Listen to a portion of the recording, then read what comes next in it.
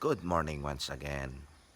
So nining nangatak na karon sa kabuntagon ato sa pamanandungan ang pulong sa Dios. So kini usa kini ka prophecy ni Prophet Amos, no, nga maabot gini nga taknaa, no, ingon niya sa Amos 8:11, behold the days come, said the Lord God, ang Ginoo gigaingon, that I will send a famine in the land, not a famine of bread, nor of thirst for water, but of the hearing of the words of the Lord. So mabuting panahon nga padad-an ta og hulaw or padad-an ta og kauhaw or kagutom sa pulong sa Dios.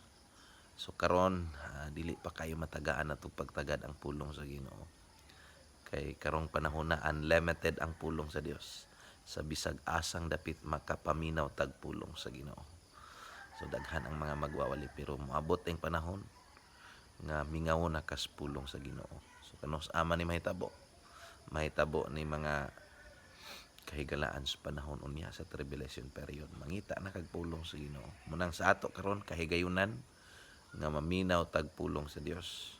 So tagaig panahon ayaw ibaliwala ang pulong sa Ginoo. Pataling hugi o tagaig panahon. Salamat.